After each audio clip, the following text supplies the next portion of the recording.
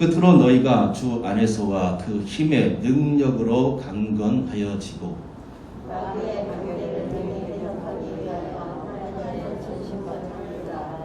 우리의 씨름은 혈과 육을 상대하는 것이 아니요 통치자들과 권세들과 이 어둠의 세상 주관자들과 하늘에 있는 악의 영들을 상대함이라.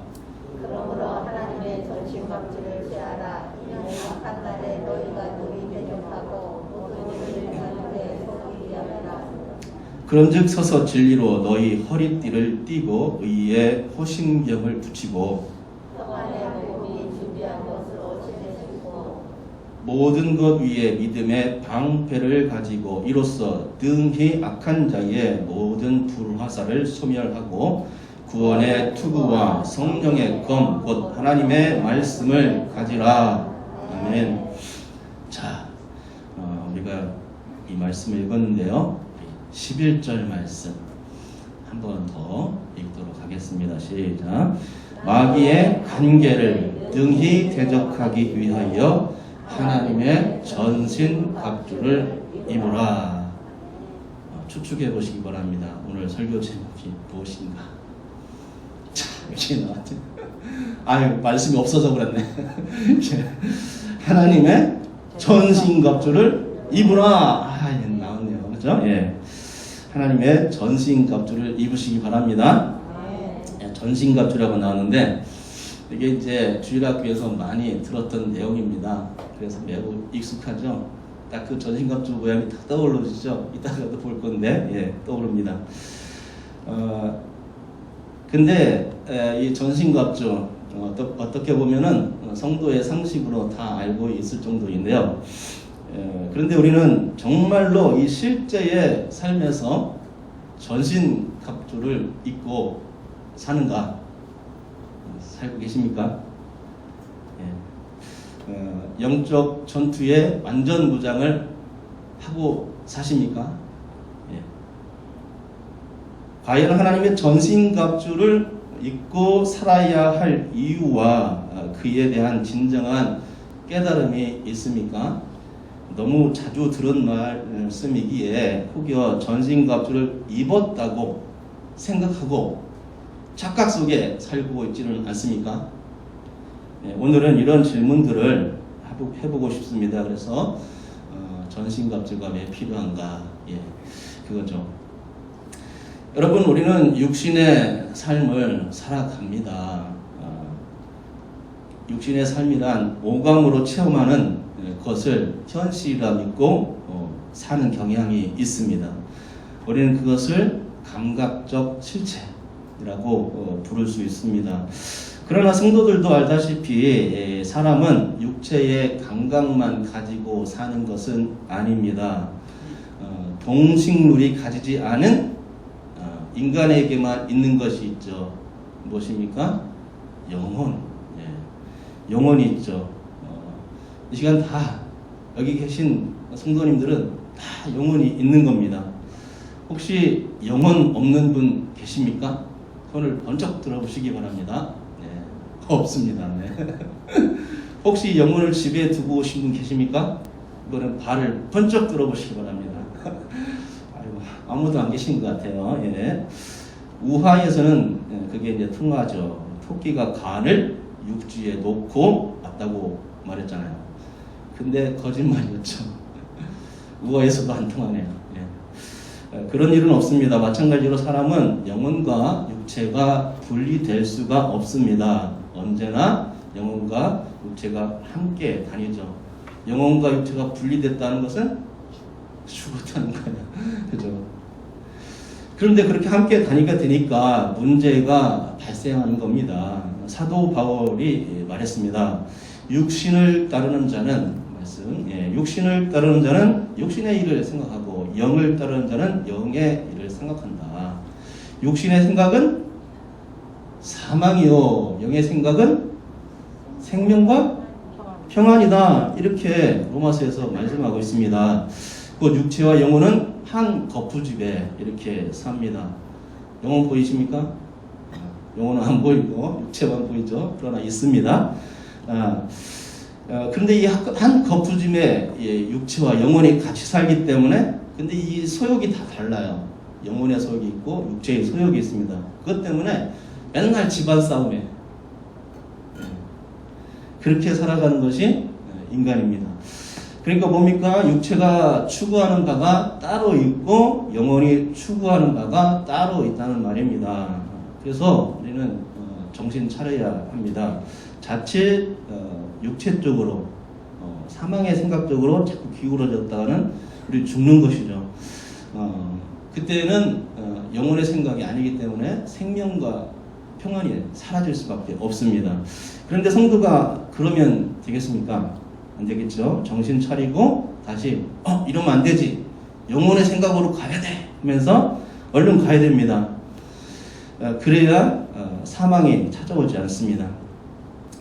여러분 영육이 우리 안에 있는데 영육이 이렇게 우리 안에 있으면서 그 한 거푸집에 살면서 싸운다고 말씀드렸죠. 근데 싸우는 이유가 무엇일까? 영적인 실체가 있기 때문입니다. 그 영적 실체는가 진짜 근원이라고 할 수 있는데요. 무엇이냐? 마귀의 역사가 있고 성령의 역사가 있는 것이죠.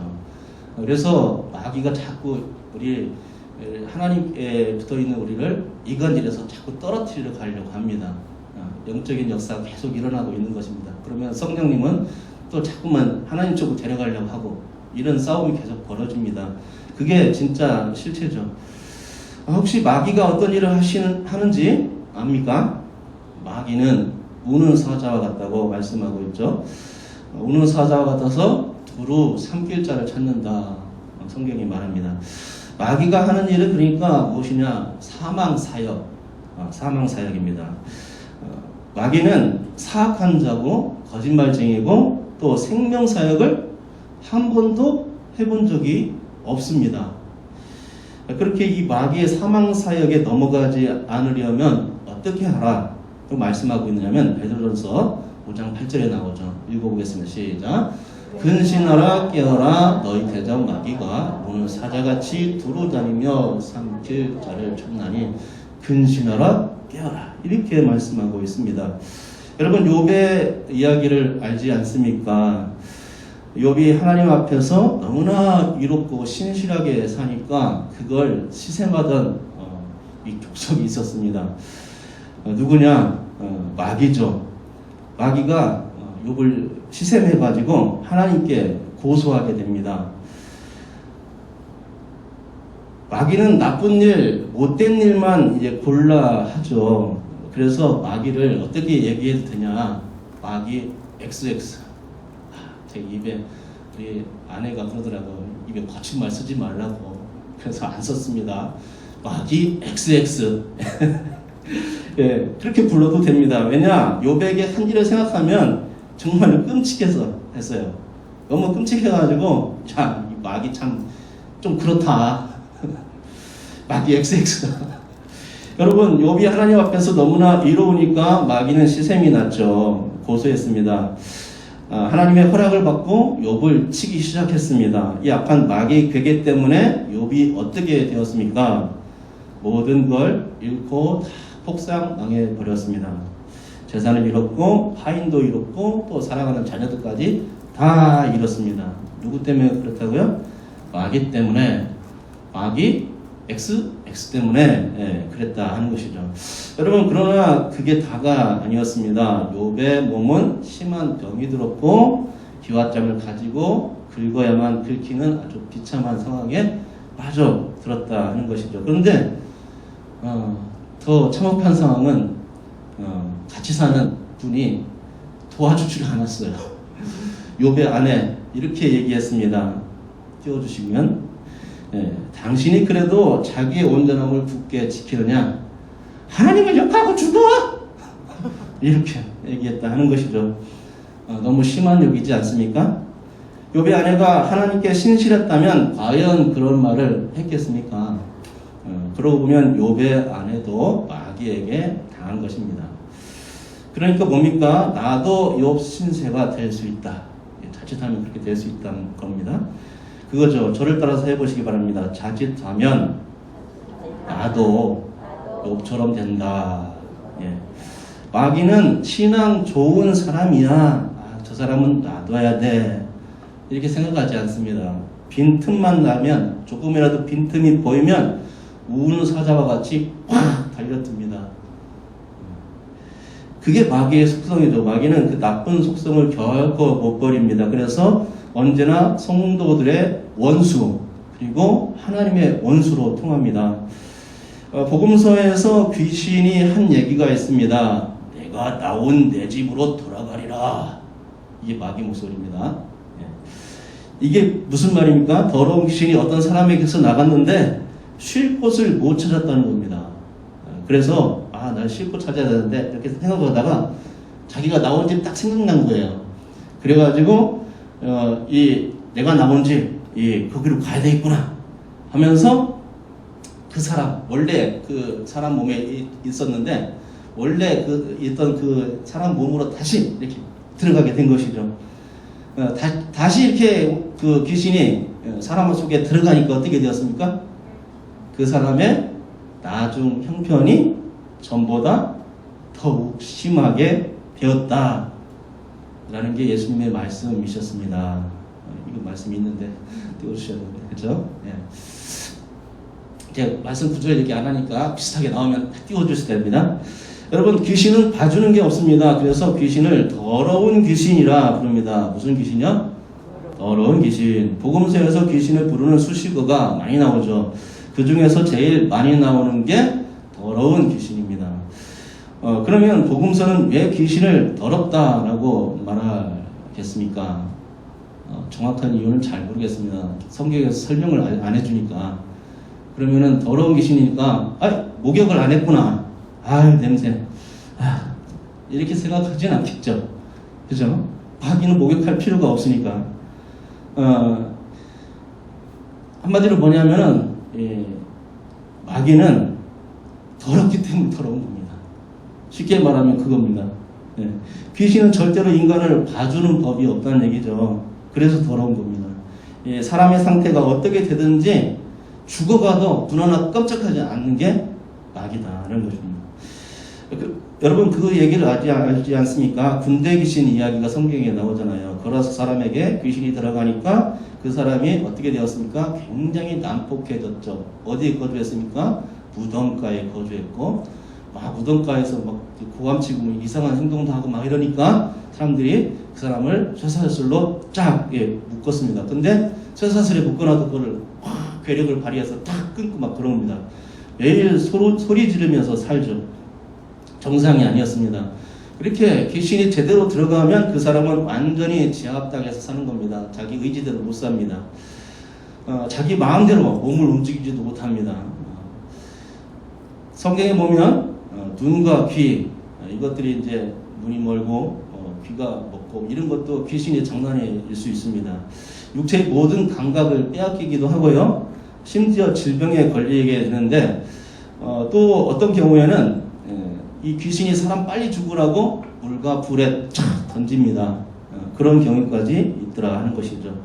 절대로 인간 사정을 안 봐주는 게 귀신입니다. 그래서 귀신을 더러운 귀신 이렇게 얘기하는 것 같습니다. 내 사정을 전혀 고려하지 않고 귀신은 아주 일방적으로 사망으로 자꾸만 끌고 가는 것이죠. 귀신이 그런 겁니다. 근데 여러분, 마귀는 대장이고 귀신은 그 마귀의 쫄개들이라고 할 수 있겠죠. 다 똑같은 한 통속입니다.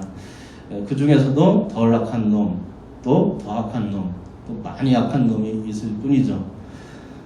하지만 인간 편에서는 다 싸잡아서 쟤네들 악한 놈 이렇게 얘기할 수가 있는 것입니다. 마귀와 귀신이 하는 일은 동일합니다. 그들은 인간의 육체를 빼앗습니다. 사람의 마음과 정신 세계까지도 빼앗습니다. 심지어 영혼까지도 빼앗는 게 마귀입니다. 어떻게 빼앗느냐? 육체와 마음을 완전히 점령할 때도 있지만 보통은 그렇게 안 하고 시험과 유혹, 욕심 같은 것들로 빼앗습니다.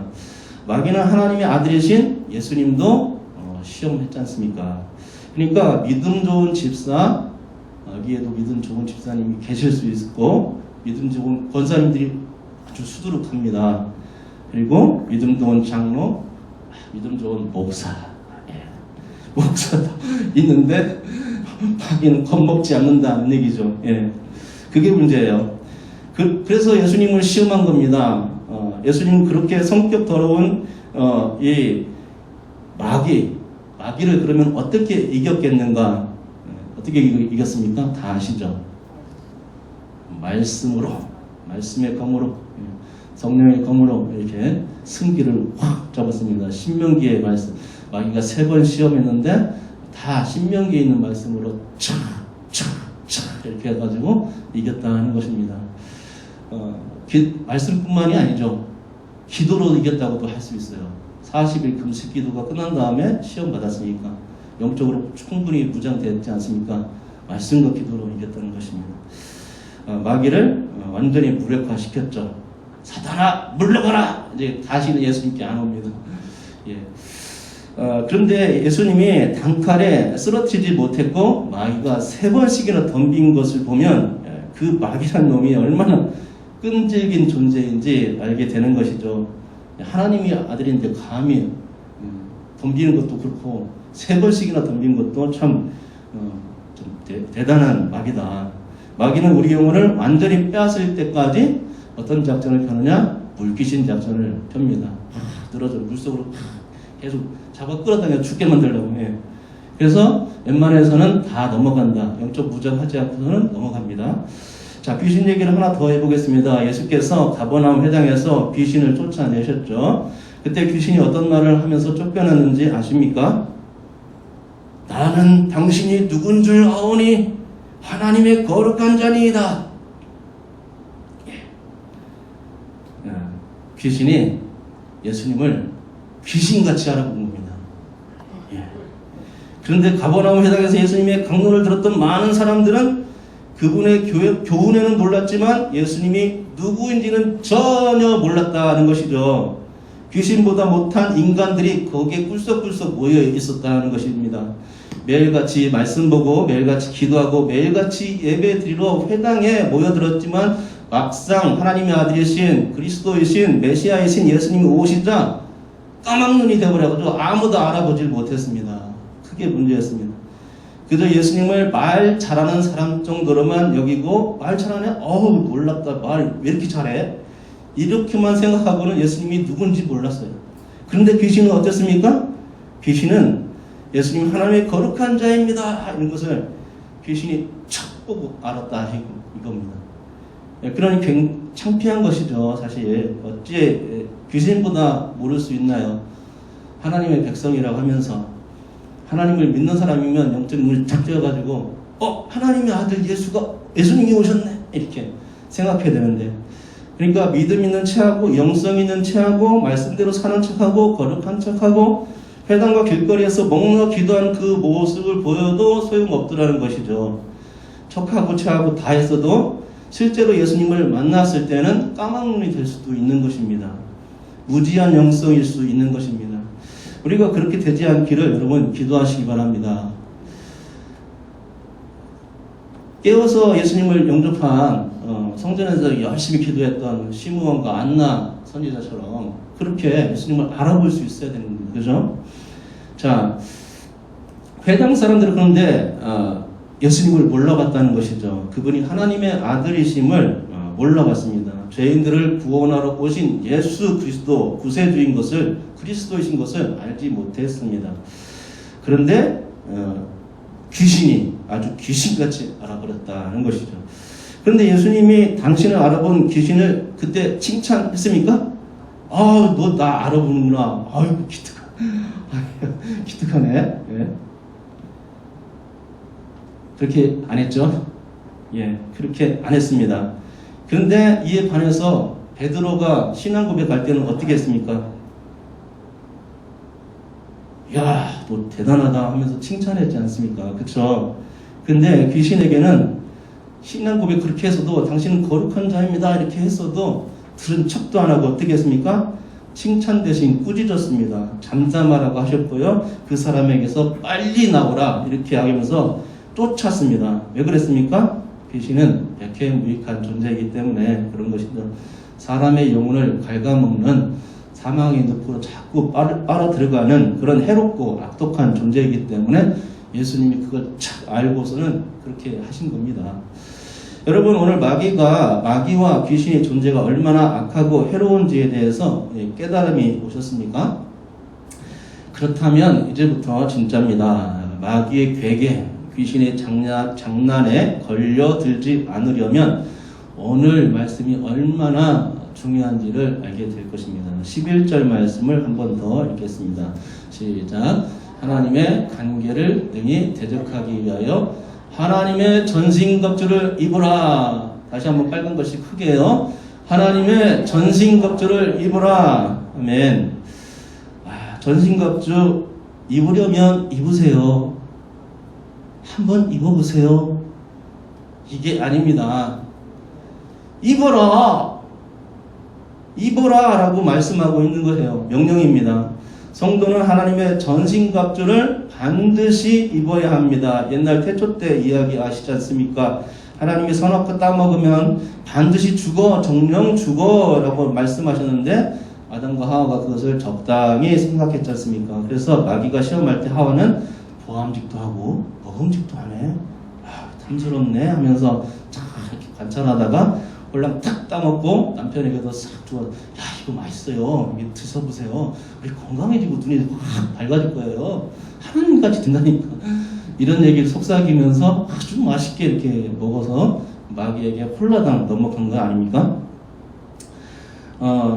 예. 그런데 여러분, 이 말씀, 전신갑주, 하나님의 전신갑주를 입으라, 이 명령을 제대로 새겨 듣지 않으면은 어떻게 된다? 예, 아담과 하와격이 되는 겁니다. 새겨 들어야 반드시 승리할 수 있다는 것입니다. 전신갑주 모두 다 입으시기 바랍니다. 그래서 반드시 영적인 싸움에 승리하시기 바랍니다. 자, 12절 보시면 우리의 싸움은 혈과 육의 싸움이 아니라 라고 말씀합니다. 그러면 무엇입니까? 이 통치자들과 권세들과 이 어둠의 세상 주관자들과 하늘에 있는 악한 영들을 상대하는 것이라, 이렇게 얘기하는 것이죠. 참 어려운 말들 많이 써서 참 어렵긴 하죠. 쉽게 얘기해보면 마귀와 귀신 얘기를 하는 거예요. 그죠? 성도가 싸워야 할 대상을 여기에 열거하고 있는데, 쉽게 말해서 마귀와 귀신, 악한 영들을 얘기하는 겁니다. 13절에서는 한 번 더 강조합니다. 하나님의 전신갑주를 취하라, 입으라와 취하라는 같은 개념입니다. 그럼 왜 입어야 하고 왜 취해야 할까? 취하지 않으면 내가 죽기 때문입니다. 내가 살고 봐야 의미가 있는 것입니다. 전쟁에서는 무조건 이겨야 합니다. 특별히 영적 전쟁에서는 실패하면 그거는 완전히 죽는 겁니다. 그래서 영적 전쟁에서는 반드시 승리하여야 내가 살 수 있어요. 예. 13절 말씀에 이는 악한 날에 너희가 능히 대적하고 모든 일을 행한 후에 서기 위함이라 라고 말씀하고 있지 않습니까? 모든 일을 행한 후에 라는 것은 승리한 이유를 가리킵니다. 승리를 한 이후에 서야 한다 라고 말씀하고 있는 것이죠. 그 전쟁에서는 승리한 이후에 내가 살아있어야 의미가 있다는 얘기죠. 전쟁에 승리했는데 내가 죽었어. 그럼 아무로 나한테는 의미가 없는 것입니다. 그죠? 예. 이겼다 해도 내가 죽어 있으면 무슨 소용이 있겠습니까? 그러니 그렇게 되려면 무엇하라? 그렇게 되지 않기 위해서 전신갑주를 꼭 입어라. 반드시 취해라. 그래야 이기고 그래야 설 수 있다. 아멘입니까? 예. 자, 그렇다면 전신갑주는 무엇입니까? 오늘 말씀에는 로마식 군인복장 그림을 보여주시죠. 로마식 군인복장에 나옵니다. 전신갑주 입었는데요. 진리의 허리띠, 그리고 의의 호심경, 그리고 평안의 복음의 신, 믿음의 방패, 구원의 투구, 마지막으로 성령의 검. 몇 가지입니까? 6가지. 공격 무기는 이 중에 한 가지 성령의 검. 이 공격 무기가 왜 중요한지는 이따 말씀드리겠고요. 방어 무기가 있는데 5가지이고 그 방어 무기 중에서 진짜 중요한 것이 2가지입니다. 계속 그 그림을 띄워주시고요. 그것은 이 그 2가지는 의의 호심경과 구원의 투구입니다. 의의 호심경은 심장을 보호하는 이의 갑옷입니다. 구원의 투구는 머리를 보호하는 투구죠. 칼의 심장이나 머리를 찔리게 되면 어떻겠습니까? 바로 직방으로 죽죠.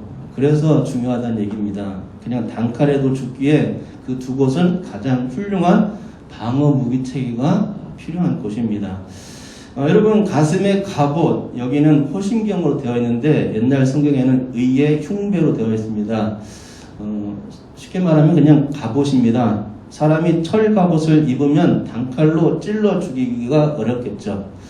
그런데 이런 단단한 철 갑옷을 바울은 뭐라고 얘기하냐면 의라고 소개하는 것입니다. 의는 마귀 사단의 악과 대조되는 개념입니다.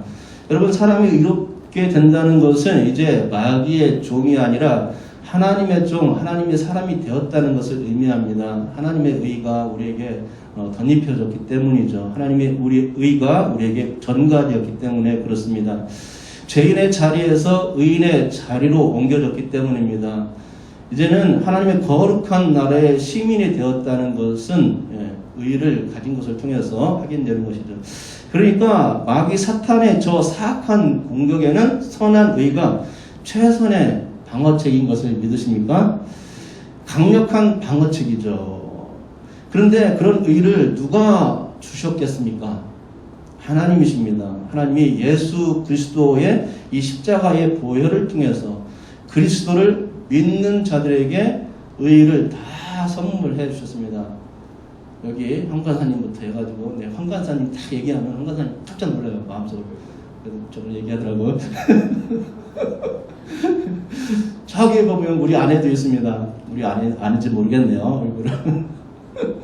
자, 여기 있는 모든 분들 다 가지고 있는 게 뭐라고요?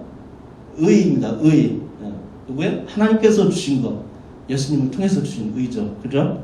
예수님을 믿을 때 받는 것입니다. 자, 그런데 이제 구원의 투구입니다. 이게 중요한 건 말이 못하겠습니까? 로마 군인, 닭뼈슬처럼 생긴 거 있죠? 구원의 투구. 로마 군인은 머리를 보호하기 위해서 저렇게 닭뼈슬 달린 쇠투구를 썼습니다. 이걸 바울은 구원의 투구라고 이렇게 말하고 있죠. 구원의 투구로 그럼 왜 써야 하나? 인간의 머리가 가장 중요하기 때문이죠. 마귀가 공격해 올 때 머리의 지성, 머리의 통제 능력을 빼앗기면 다 빼앗기는 것입니다. 아까 마귀의 특성 들었지 않습니까? 사람을 통째로 삼킨다고. 성도의 그 가슴, 그건 감정의 보존 장소이고 머리, 그건 지성의 통제 장소인데 이 둘을 빼앗기면 즉사하기 때문에 그토록 중요하다.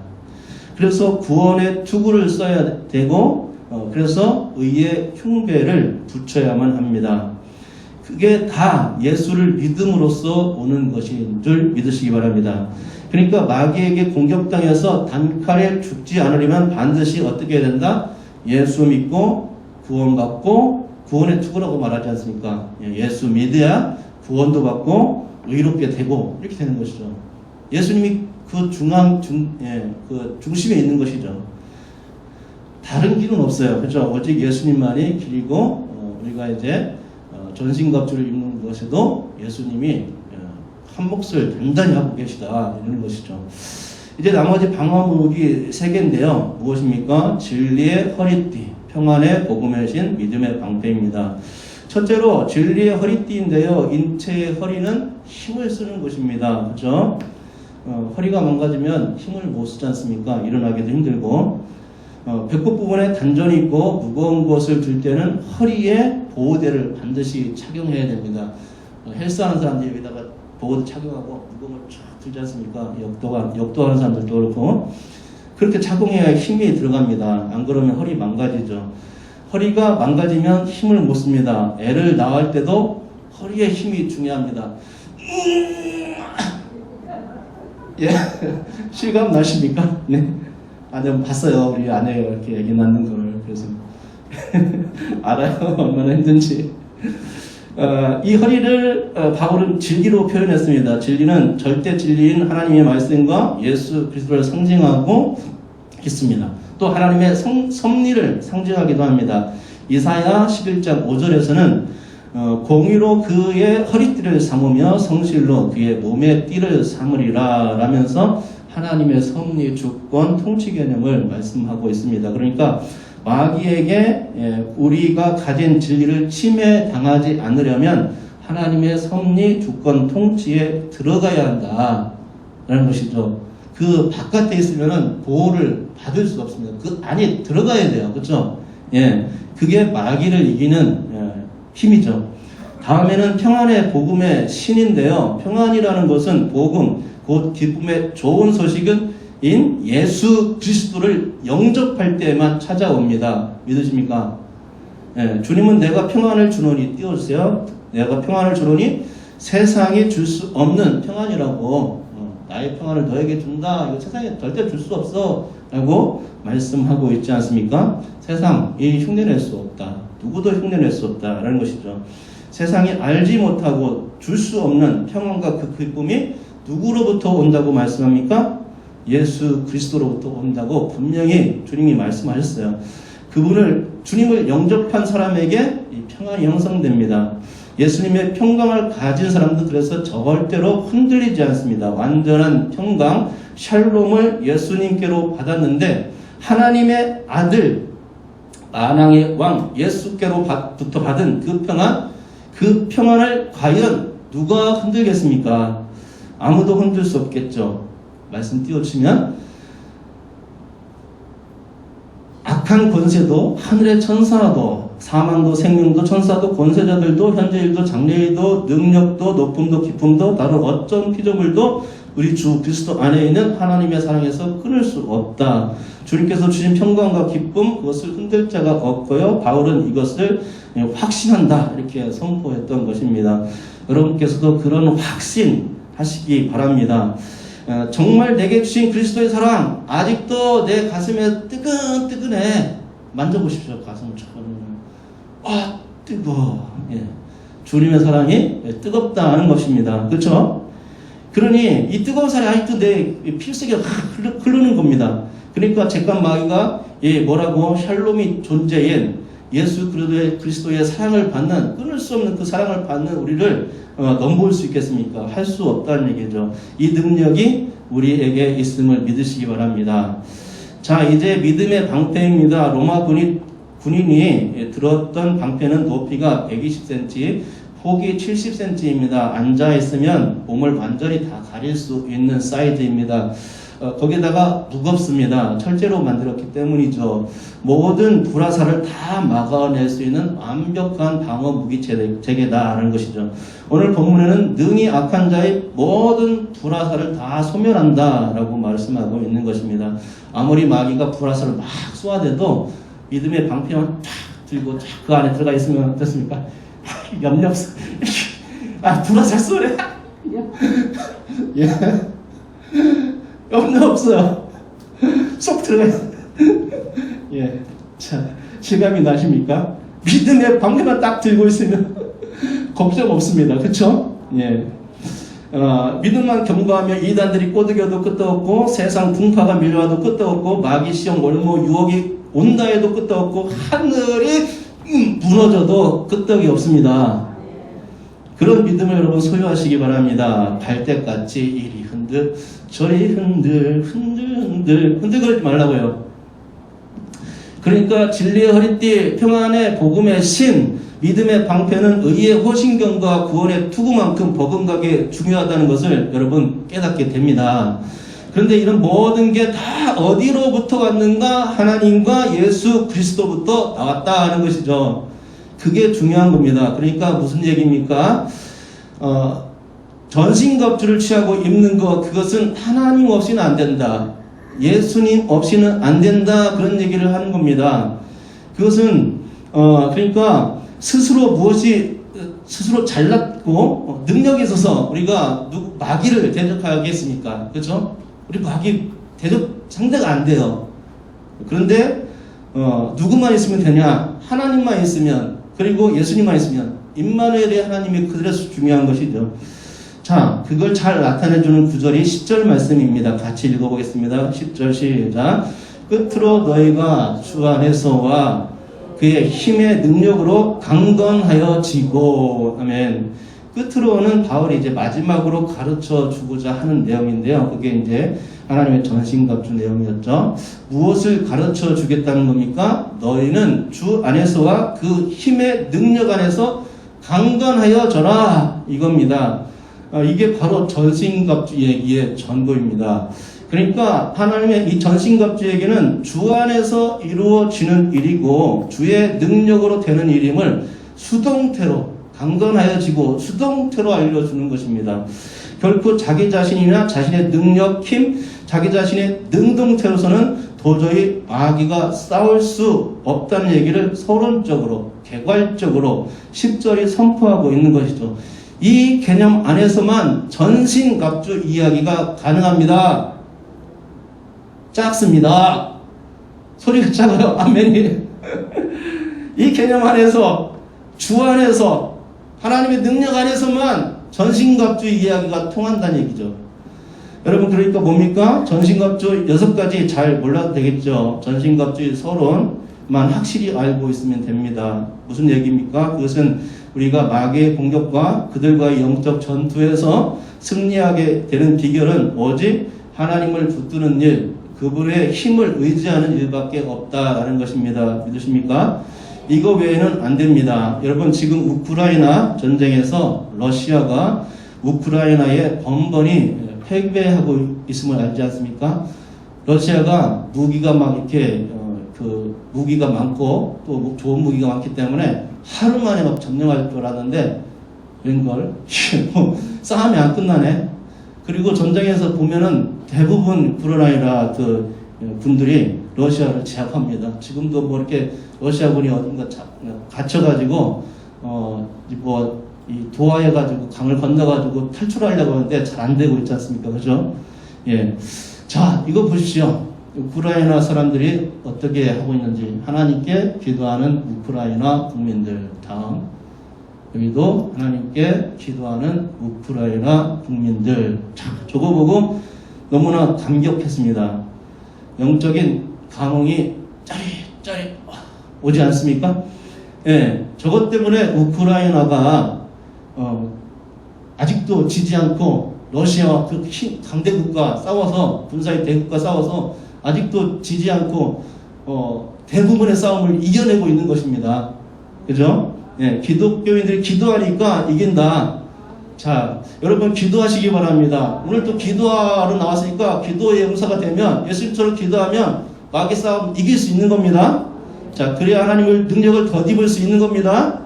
자, 그런데 기도와 짝을 이루는 것이 하나님의 말씀이죠. 오직 성령의 검을, 성령의 검, 따라 해볼까요? 17절 시작. 성령의 검, 곧 하나님의 말씀을 가지라. 예. 다른 얘기 전혀 못하게 성령의 검 딱 해놓고, 성령의 검이 뭐냐? 하나님의 말씀이야. 이렇게 딱 다른 거 얘기 못하게 성령의 검 곧 하나님의 말씀이야. 이렇게 얘기를 하고 있는 겁니다. 그죠? 예. 그러니까 성령의 검 딱 떠오르면 하나님의 말씀 이렇게 생각하면 되는 겁니다. 그쵸? 예. 자, 맞습니다. 우크라이나 국민들이 그렇게 성경을 찾는다고 하죠. 복사본조차 구할 수 없다고 한때 제가 들었습니다. 그럴 정도로 성경을 찾고 있는 것이죠. 성경을 찾지만 성경을 찾는 사람들이 많다 보니 품귀 현상이 벌어졌고 복사본조차 구할 수 없다는 얘기입니다. 자, 여러분, 마귀와 귀신들, 저 영적인 존재들과 싸우는 최고로 좋은 비결은, 그러니까 말씀과 기도라는 것을 또 깨닫게 됩니다. 말씀과 기도는 하나님의 능력을 힘입는 비결입니다. 마가다락방에서 120문도가 우리 주님의 약속의 말씀을 붙들고 기도한 거 아닙니까? 그렇게 기도할 때에 어땠습니까? 성령의 임재, 성령께서 오셨죠. 말씀과 기도가 있는 곳에 하나님이 오시고 하나님이 역사하십니다. 여러분, 말씀과 기도가 있는 곳에 성령이 임합니다. 말씀과 기도가 있는 곳에 성령이 충만합니다. 말씀과 기도가 있는 곳에 능력이 있습니다. 말씀과 기도가 있는 곳에 거룩이 임합니다. 말씀과 기도가 있는 곳에 마귀가 얼씬되지 못합니다. 따라서 해보세요. 하나님의 말씀과 기도로 거룩하여짐이라. 주 안에서와 그 힘의 능력으로 강건하여지고. 이 두 말씀을 꼭 붙드시기 바랍니다. 마귀를 대적하는 최고의 좋은 비결입니다. 이 두 가지만 붙들면 전신갑주까지 생각 안 하더라도 정신갑주 생각해야 되겠죠. 그래야 예수님이 하나님의 은혜를 비리고 이렇게 하기 때문에. 그러나 저거 안에서 두 말씀만 붙들어도 충분하다 하는 것입니다. 여러분, 정신갑주를 반드시 입으시기 바랍니다. 마귀와 귀신이 왔다가도 일곱 길로 도망가는 줄 믿습니다. 여러분께서 한 주간도 말씀과 기도로 거룩하여지고 주 안에서와 그 힘의 능력으로 살아서 모든 영적 전쟁에 승리할 수 있는 여러분 될 수 있기를 주님의 이름으로 축원드립니다.